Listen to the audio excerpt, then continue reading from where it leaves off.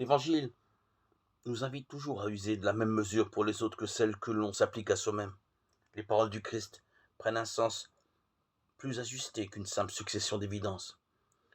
Ces paroles veulent unifier les différentes facettes de notre existence afin que l'Évangile soit la forme de notre vie.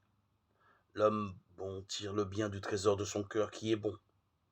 En rappelant que l'homme est bon par nature, Jésus invite chacun à faire fructifier le don reçu. Le meilleur chemin est celui de la fraternité. Une première étape réside dans le niveau minimal de la réciprocité. Enlever la paille ou la poutre de son œil pour ne pas risquer d'en faire porter le poids sur son frère. Cependant, le Christ ouvre un nouvel itinéraire, celui de la charité. Prendre soin de celui qui est mon prochain demeure le gage de faire le bien au-delà d'un simple donnant-donnant. La mesure de l'amour est d'aimer sans mesure. Si c'est d'abord la marque de Dieu, cela peut devenir également notre identité. Cette seconde étape est décisive.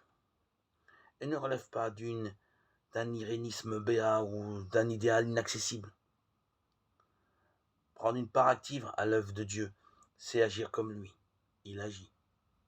Réconcilier, réconforter et sauver. Ne réduisons pas trop vite ces actions à de la mièvrerie. Elles sont des attributs de Dieu que le Christ manifeste auprès des hommes.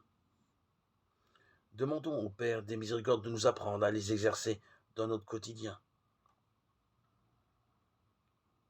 Dans le Seigneur, la peine que nous nous donnons n'est jamais perdue.